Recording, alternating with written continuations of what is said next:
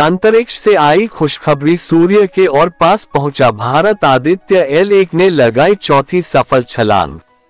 ISRO solar mission Aditya L1। ISRO ने Aditya L1 की earth orbit को चौथी बार बढ़ाने का काम शुक्रवार तड़के सफलतापूर्वक पूरा कर लिया। इसरो ने एक्स पर एक पोस्ट में इसकी जानकारी दी। मॉरिशस, बेंगलुरु, SDSC-SHAR और पोर्ट ब्लेयर में इसरो के ग्राउंड स्टेशनों ने इस ऑपरेशन के दौरान आदित्य L1 को ट्रैक किया। इसके बाद आदित्य L1 को 256 किलोमीटर बाय 1,21,973 किलोमीटर की नई ऑर्बिट हासिल हो गई है। इसरो ने कहा कि आदित्य L1 की ऑर्बिट बढ़ाने की अगली कार्रवाई 19 सितंबर को लगभग 2 बजे तय है। इसके बाद आदित्य L1 की ट्रांसलैग्रेंजियन पॉइंट 1 की ओर पृथ्वी से विदाई हो जाएगी। बेंगलुरु सूर्य का अध्ययन करने के लिए स्पेस में भेजे गए इसरो के पहले अंतरिक्ष mission Aditya L1 Aditya L1 की अर्थ ऑर्बिट को चौथी बार बढ़ाने का काम शुक्रवार तड़के सफलतापूर्वक पूरा कर लिया गया। अंतरिक्ष एजेंसी ने एक्स पहले ट्विटर पर एक पोस्ट में इसकी जानकारी दी। मॉरिशस, बेंगलुरु और पोर्ट ब्लेयर में इसरो के ग्राउंड स्टेशनों ने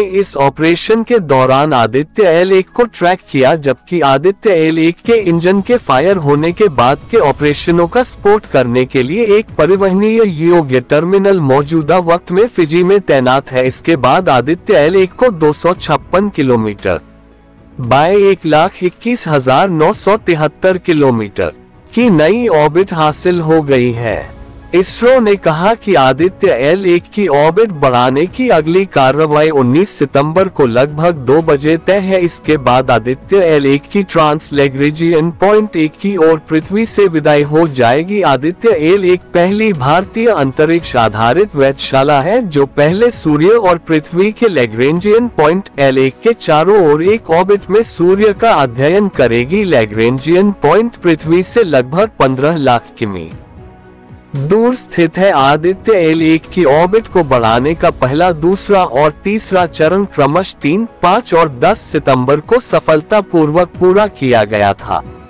इसरो पृथ्वी के चारों ओर अंतरिक्ष यान आदित्य L1 की 16 दिनों की यात्रा के दौरान उसकी ऑर्बिट को नियमित ढंग से बढ़ा रहा है, जिसके दौरान अंतरिक्ष यान L1 अपनी आगे की यात्रा के लिए जरूरी वेग हासिल करेगा। पृथ्वी से जुड़े 4 ऑर्बिट राउंड के पूरा होने के बाद आदित्य L1 अब अगले ट्रांसलैग्रेंजियन एक सम्मिलन चरण से गुजरेगा, जो लैग्रेंज पॉइंट L1 के पास उसकी मंजिल के लिए लगभग 110 दिनों के सफर की शुरुआत होगी। L1 पॉइंट पर पहुंचने के बाद आदित्य L1 को L1 के चारों ओर एक कक्षा में स्थापित कर दिया जाएगा, जो पृथ्वी और सूर्य के बीच एक संतुलित गुरुत्वाकर्षण स्थान है। चंद्रयान 3 यूरोपियन साइंस मीडिया क्यों कह रहा प्रज्ञान का जागना मुश्किल। चांद पर कहां से आया गन पाउडर, जिससे मरते मरते बचे थे नासा के astronauts. Aditya L1 mission Aditya L1 ने बढ़ाया सूर्य की ओर एक और कदम, तीसरी बार बदली कक्षा। आदित्य L1 उपग्रह अपने मिशन का पूरा जीवन काल पृथ्वी और सूर्य को जोड़ने वाली रेखा के लगभग लंबवत एक अनियमित आकार की कक्षा में L1 के चारों ओर परिक्रमा करते हुए बिताने वाला है। गौरतलब है कि इसरो के ध्रुवीय उपग्रह प्रक्षेपण यान 57 ने 2 सितंबर को श्रीहरिकोटा के सतीश धवन अंतरिक्ष केंद्र SDSC से आदित्य L1 अंतरिक्ष यान को सफलतापूर्वक लॉन्च किया। उस दिन 63 मिनट और 20 सेकंड की उड़ान के बाद आदित्य L1 अंतरिक्ष यान को पृथ्वी के चारों ओर 235-19,500 किलोमीटर की अंडाकार कक्षा में सफलतापूर्वक स्थापित किया गया था। आदित्य L1 सौर गतिविधियों और अंतरिक्ष के मौसम पर उनके असर को देखने में अधिक कारगर होगा। इसरो ने कहा कि आदित्य L1 की ऑर्बिट बढ़ाने की अगली कार्रवाई 19 सितंबर को लगभग 2 बजे तय है। इसके बाद आदित्य L1 की ट्रांसलैग्रेंजियन पॉइंट 1 की ओर पृथ्वी से विदाई हो जाएगी।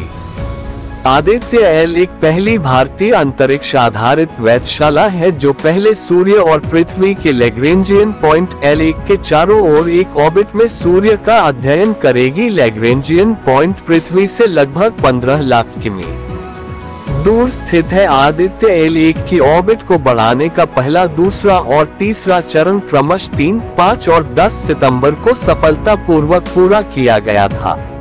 इसरो पृथ्वी के चारों ओर अंतरिक्ष यान आदित्य L1 की 16 दिनों की यात्रा के दौरान उसकी ऑर्बिट को नियमित ढंग से बढ़ा रहा है, जिसके दौरान अंतरिक्ष यान L1 अपनी आगे की यात्रा के लिए जरूरी वेग हासिल करेगा। पृथ्वी से जुड़े 4 ऑर्बिट राउंड के पूरा होने के बाद आदित्य L1 अब अगले ट्रांस लैग्रेंजियन एक सम्मिलन चरण से गुजरेगा, जो लैग्रेंज पॉइंट L1 के पास उसकी मंजिल के लिए लगभग 110 दिनों के सफर की शुरुआत होगी। L1 पॉइंट पर पहुंचने के बाद आदित्य L1 को L1 के चारों ओर एक कक्षा में स्थापित कर दिया जाएगा, जो पृथ्वी और सूर्य के बीच एक संतुलित गुरुत्वाकर्षण स्थान है।